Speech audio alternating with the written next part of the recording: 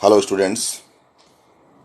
आज के इस लेक्चर में हम लोग classical theory of output and employment का डिस्कस करेंगे। तो उत्पत्ति व रोजगार का क्लासिकल सिद्धांत। क्लासिकल थ्योरी वास्तव में क्लासिकल इकोनॉमिस्ट जैसे कि एडम स्मिथ है, रिकार्डो, मील व पिगू, इनके द्वारा प्रतिपादित सिद्धांतों तथा विचारों का एक ये सम्मिलित रूप है।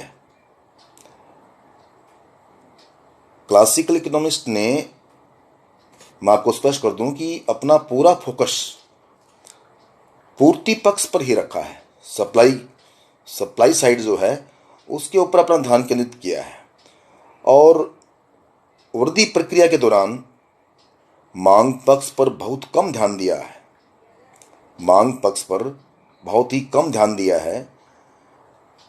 माल्थस के अतिरिक्त अन्य सभी क्लासिकल जो इकोनॉमिस्ट हैं जैसे कि एडम स्मिथ है, रिकार्डो, जेविसे आदि का पूर्ण विश्वास था कि रोजगार सिद्धांत में मांग पक्ष की कोई समस्या नहीं है, क्योंकि समग्र मांग स्वयं समायोजित होने की प्रवृत्ति रखती है। अतः मुख्य समस्या पूर्ति की है, न कि मांग की। उनके अनुसार अर्थव्यवस्था में हमेशा फुल एम्प्लॉयमेंट के स्तर का बना रहता है। तो इस प्रकार से रोजगार तथा उत्पादन या आय के बीच एक संबंध की उन्होंने बात की और उन क्लासिकल इकोनॉमिस्ट के अनुसार रोजगार उत्पादन फलन के माध्यम से उत्पादन के स्तर के साथ संबंधित होता है और किसी भी अर्थव्यवस्था में उत्पादन के स्तर में वृद्धि होने की दो विधियां हो सकती हैं। और ये दो विधियां कौन सी हैं? जैसे अवेलेबल लेबर और कैपिटल, यानी कि उपलब्ध श्रम और पूंजी के कुशलतम प्रयोग द्वारा उत्पादन की प्रविधि में सुधार करके, एक तो ये है।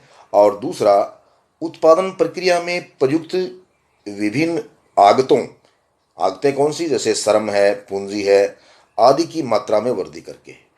ये दो विधियां हैं। तो उत्पादन प्रविधि में सुधार के द्वारा उत्पादन की मात्रा में वृद्धि लाना एक लॉन्ग टर्म प्रक्रिया है और शॉर्ट टर्म में यदि पूंजी स्टॉक को दिया हुआ मान लिया जाए तो श्रम के रोजगार में वृद्धि के द्वारा उत्पादन मात्रा में वृद्धि संभव होती है। उत्पादन फलन को यदि हम इस प्रकार से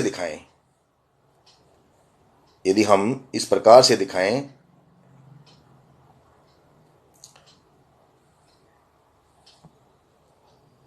ओ Q is a function of L, K और टी। ये प्रोडक्शन फंक्शन है। यहां क्यू उत्पादन की मात्रा, ये एल रोजगार का स्तर और के पूंजी स्टॉक और टी तकनीकी। इसमें यदि शॉर्ट टर्म में के तथा टी स्थिर हो, ये जो वाला के है और ये टी है, इसको यदि अपन स्टेबल मान लें तो उत्पादन फलन का जो रूप है वो Q is a function of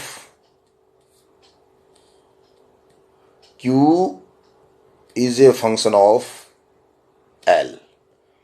इस प्रकार से होगा, Q is a function of L तथा उत्पादन मात्रा Q, ये जो Q है, निश्चित रूप से श्रम की मात्रा L पर, इस L के ऊपर डिपेंड करेगी।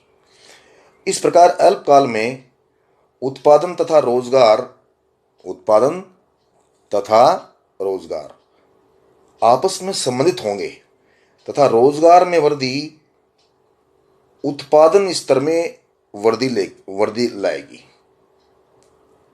रोजगार में वृद्धि, ये जो एल है, इसमें ग्रोथ के कारण से क्यू में ग्रोथ आता है।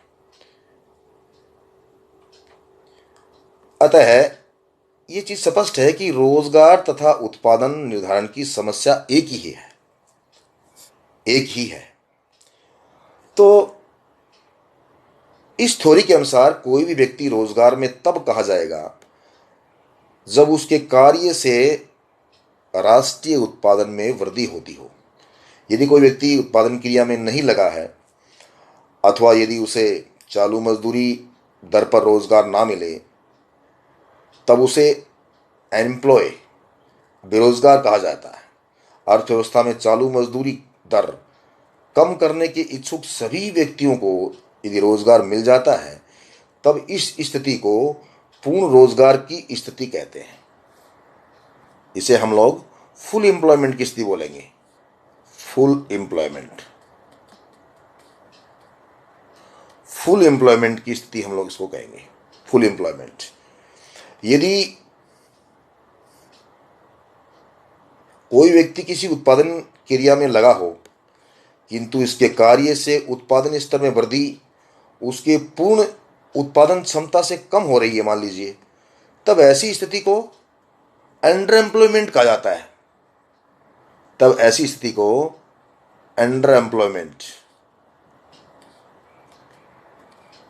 अंडर एम्प्लॉयमेंट यानी कि अल्प रोजगार की स्थिति को कहेंगे, अल्प रोजगार। तो इस प्रकार से 1776 में एडम स्मिथ ने एक पुस्तक लिखी। उनका नाम था, पुस्तक का नाम वेल्थ ऑफ नेशन।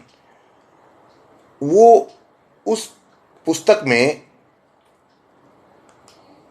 जो आर्थिक विचारधारा प्रस्तुत हुई और उसके प्रतिपादकों में मुख्य रूप से डेविड रिकार्डो, जेएस मिल, एसी पिगू, मार्शल आदि का नाम इसमें शामिल है। और इस विचारधारा से संबंधित जो इकोनॉमिस्ट हैं, वो सारे के सारे इकोनॉमिस्ट क्लासिकल इकोनॉमिस्ट कहे गए। तो क्लासिकल इकोनॉमिस्ट में मुख्य रूप से डेविड रिकार्डो, जेएस मिल, एसी पिगू, मार्शल, इनको शामिल करते हैं हम लोग। तो क्लासिकल इकोनॉमिस्ट ने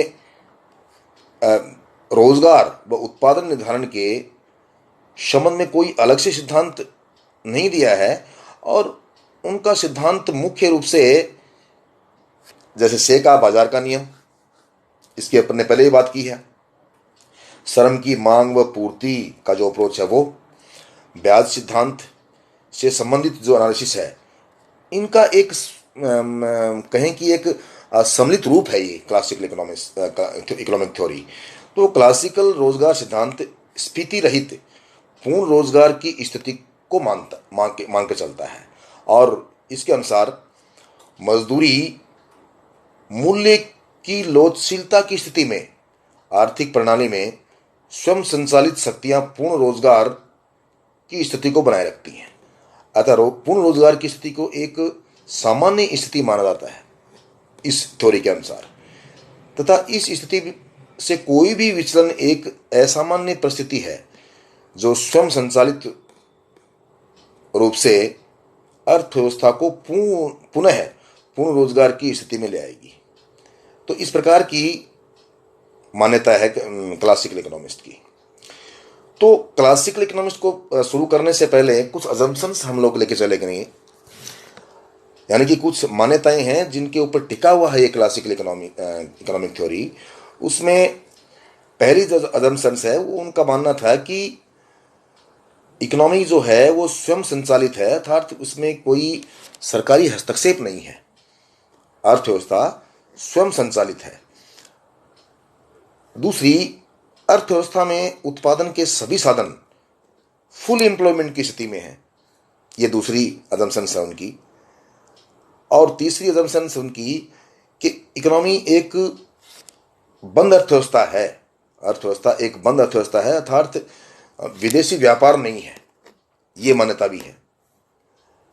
और अगली, वस्तु बाजार तथा श्रम बाजार में परफेक्ट कंपटीशन की स्थिति है, पूर्ण प्रतियोगिता है, उसकी स्थिति देखने को मिलती है।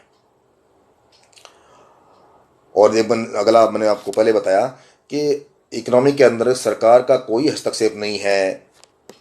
तो इस प्रकार से ये कुछ अजम्पशंस हैं जिसके ऊपर ये क्लासिकल इकोनॉमिक्स टिका हुआ है। तो क्लासिकल रोजगार सिद्धांत की जो हम व्याख्या करेंगे वो मुख्यतः 3 भागों में बांट के करेंगे। कौन कौन से में? एक तो वस्तु बाजार में संतुलन, एक श्रम बाजार पूर्ण रोजगार के स्तर पर संतुलन की स्थिति में, और तीसरा पूंजी बाजार में संतुलन। तो वस्तु बाजार में संतुलन अर्थात संपूर्ण उत्पादित वस्तु बिक जाती है, इस प्रकार का मानना था, न कि अति उत्पादन और न ही अल्प उत्पादन की स्थिति है। अतः अर्थव्यवस्था में वस्तु की मांगे की मात्रा अर्थात जो डिमांड ऑफ एक्स है, वो वस्तु की पूर्ति S x supply of x के बराबर होती है। ये वस्तु बाजार में संतुलन है। दूसरी तरफ श्रम बाजार पूर्ण रोजगार के स्तर पर संतुलन की स्थिति में है, अर्थात श्रम की मांग, इसको कहेंगे अपन डिमांड ऑफ लेबर, ये श्रम की पूर्ति सप्लाई ऑफ लेबर के बराबर होती है। दूसरी बात ये। और तीसरा पूंजी बाजार संतुलन में है, अर्थात ब्याज दर की लोचशीलता तथा स्वतः क्रियाशीलता के कारण कुल विनियोग कुल बचत के बराबर है। कुल विनियोग अर्थात total investment will be equal to total saving. ये तीसरी बात है। तो इस प्रकार से हम क्लासिकल अर्थशास्त्रियों के अनुसार किसी अर्थव्यवस्था में 3 प्रकार के बाजार होते हैं, ऐसा मान के चलिए आपको। 3 प्रकार के मार्केट होते हैं इसके अनुसार। तो वो 3 प्रकार के मार्केट कौन कौन से हैं? एक का तो नाम है वस्तु बाजार,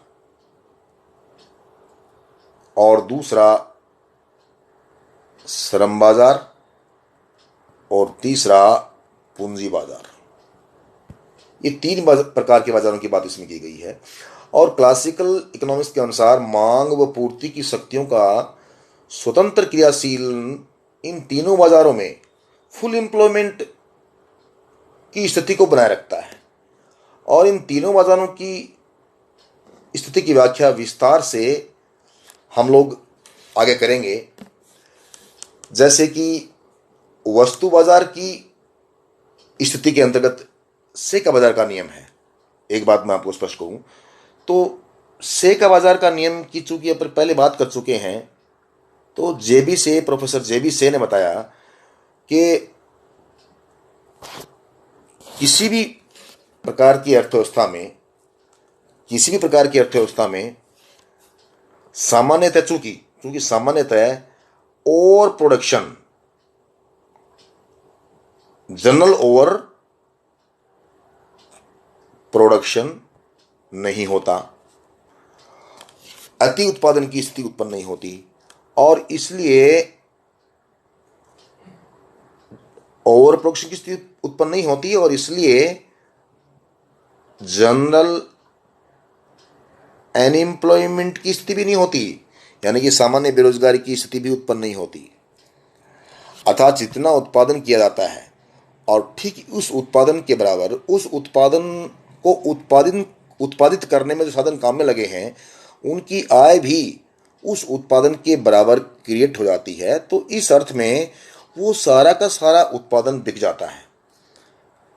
तो इस अर्थ में अति उत्पादन नहीं होता, और जब अति उत्पादन नहीं होता तो सामान्य अति बेरोजगारी भी उत्पन्न नहीं होती। सामान्य बेरोजगारी भी उत्पन्न नहीं होती। कहने का तात्पर्य प्रोफेसर जेबी ने कहा कि पूर्ति अपनी मांग स्वयं उत्पन्न कर लेती है, अर्थात बाजार में जो सप्लाई है ठीक उसके बराबर ही मांग उत्पन्न हो जाती है। इस प्रकार का मानना था प्रोफेसर जेबीसे का।